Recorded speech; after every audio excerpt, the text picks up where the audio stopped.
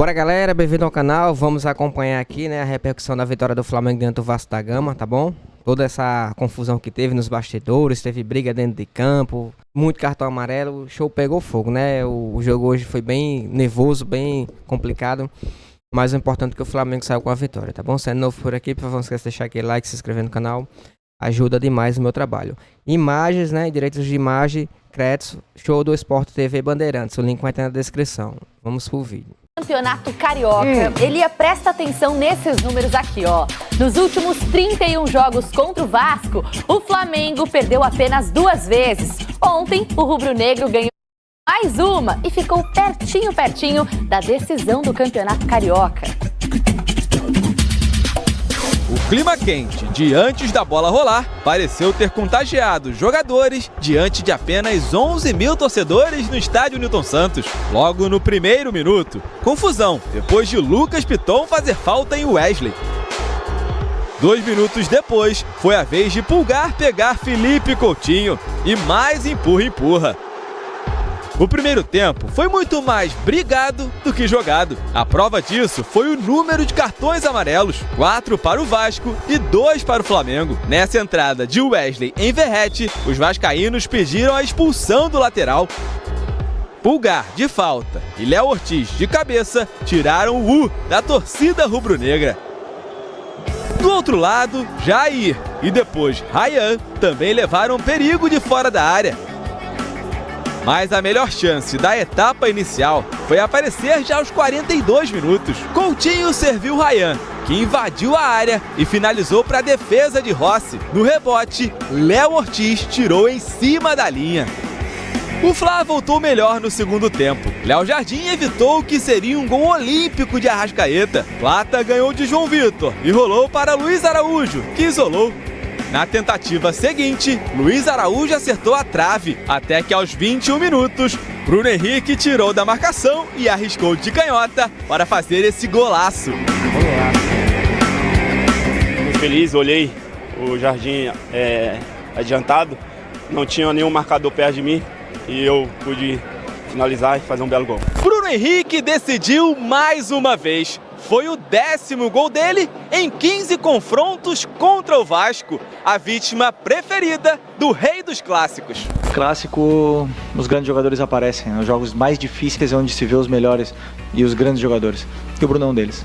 Foram 2 lances que marcaram a partida, a expulsão do Wesley, que não aconteceu, e o gol do Bruno Henrique, que chuta mal e faz o gol. Valeu! O Vasco teve a chance de empatar no último lance do jogo. Paier cruzou e João Vitor cabeceou para a defesa de Rossi. Não é a primeira vez que acontece, é algo que eu tenho que trabalhar muito o mental desse time. Quando toma um gol, parece que tudo acabou. E a gente trabalha para não tomar gol e para fazer. E o adversário também, e o gol faz parte do jogo. 1-0 Flamengo, e agora pode perder por até um gol de diferença no próximo sábado no Maracanã para avançar à final. Nenhuma vantagem. Sempre preparo uma semana pensando em ganhar do adversário que vem pro final de semana. Nunca vou falar para os jogadores, nós estamos com uma vantagem, não vamos atacar ou vamos mudar a nossa forma de jogar. Ao contrário, começo a semana como sempre, corrigindo e trabalhando em cima do nosso modelo. E mais perto do jogo começamos a trabalhar o plano de jogo em cima do que vai fazer o adversário. Então, não muda, para mim, não muda absolutamente nada. E também meu objetivo é fazer na cabeça dos jogadores que também não muda. Elia, uma vitória garantida com um golaço do Bruno Henrique. A gente falava aqui nos bastidores o quanto ele é impressionante. Já são 21 gols em clássicos pelo Flamengo. Ele se tornou o maior artilheiro do século XXI. Passou o Gabigol. Realmente, ele é diferente. Mas por quê? Porque é muito talento, né? O Bruno Henrique é um cara que, primeiro, ele é muito rápido. Segundo, ele é alto. Então, o Bruno Henrique, como é que você faz tantos gols? Você faz muitos gols se você tem todos os fundamentos aplicados. Como é que você tem a garantia que você tem bons fundamentos? Quando você é bom cabeceador, quando você é bom passador e fundamentalmente para o artilheiro, quando você é bom chutador. E quando você é bom chutador com as 2 pernas. Então, olha só quantas virtudes esse cara que está aqui tem, né? Ele tem a possibilidade de chutar bem, ele tem a possibilidade de ser muito rápido. Como ele é alto, ele cabeceia muito bem. Então, todas essas virtudes transformam o Bruno Henrique nesse grande goleador, que é o maior goleador do Flamengo em clássicos, passando inclusive o Gabigol. Não tem os números aí, mas acho que ele fez 21 gols. 21 gols. 21 Por gols, isso se tornou o maior artilheiro. E a maior vítima é justamente o Vasco. 10 gols contra o Vasco. Ele arrebenta com o Vasco. E aí é o seguinte, você tem que respeitar um cara desse tamanho, e o Carille respeita, tanto respeita, que o tempo inteiro, o Bruno Henrique teve marcação e sobra, marcação e sobra, marcação e sobra. Ele sabia que o Bruno Henrique era o cara que poderia fazer a diferença. Outra coisa é um Bruno Henrique jogando por dentro.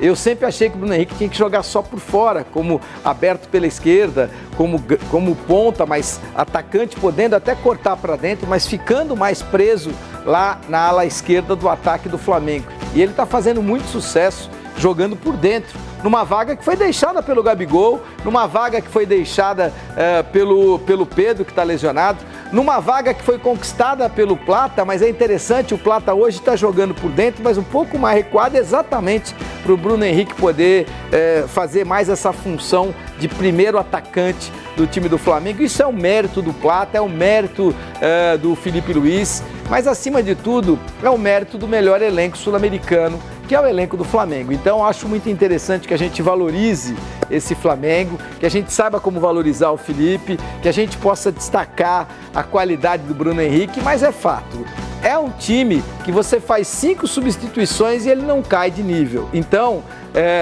eu fico com pena do Carille. Porque aí ele olha para o lado e vê uma opção que é o Payet. Com todo respeito, um Payet fora de forma não pode engraxar o sapato do Bruno Henrique, do Luiz Araújo, do Arrascaeta. Então, ele em forma já não tem a qualidade desses 3 que eu citei. Imagine não estando no ápice da sua forma. E aí a gente tem a garantia de que Payet e Felipe Coutinho não podem jogar juntos. Tanto é verdade que o Payet muito brevemente vai estar fora do time do Vasco, vai ser negociado. Outra coisa que eu acho interessante é entender que você tem que saber o seu tamanho, né, Gabi? Sem dúvida, sem dúvida. A gente vai falar muito mais sobre esse jogo. É isso, galera. Como eu falei, né? É complicado até falar sobre o jogo, porque a gente vê claramente, a impressão que a gente estava assistindo o jogo é que o Flamengo estava se poupando, com receio um pouco do gramado sintético, até tudo pelo ocorreu, tudo que aconteceu. O Flamengo já perdeu vários jogadores pela questão do gramado sintético, por lesão. Por isso também o Dela Cruz foi poupado. O Felipe Luiz falou isso claramente na coletiva ontem. E o Dela Cruz só não jogou porque era gramado sintético, pelo histórico de lesão que ele tem, pela lesão que ele sofreu lá, quando estava no River Plate ainda, né? A gente sabe do impacto que causa esse tipo de gramado, um pouco mais duro, né? A velocidade da bola mais rápido. Por isso essa precaução, não só com o Dela Cruz, também o Alexandro, o próprio Danilo, o Juninho também foram poupados pela questão do gramado sintético. Hoje o Flamengo não estava completo, ontem no caso, né, o Flamengo não estava completo, mas a gente sabe da qualidade técnica do Flamengo, tá bom? Na minha opinião foi mais um jogo para administrar, né, o resultado do que para ganhar. Mas, importante que o Flamengo ganhou, saiu com uma boa vantagem, né? Já tinha uma vantagem boa, agora saiu com uma melhor vantagem. E a gente sabe que o Maracanã, o Flamengo jogar em casa, com o time completo, tem todas as condições de fazer mais uma vitória diante do Vasco da Gama, tá bom? Com todo respeito ao Vasco. Mais importante que o Flamengo tá aí rumo a mais uma final, né? A gente sabe que não tem nada ganho, né? Não tem oba-oba nenhuma, como o próprio Felipe Luiz falou. Mas, pés no chão, vamos pra cima do próximo jogo, tá certo? Espero que tenham gostado do vídeo. Para deixar aquele like e se inscrever no canal, vai ajudar demais o meu trabalho. Créditos, direitos autorais, Show do Sport TV Bandeirantes, tá bom? Valeu!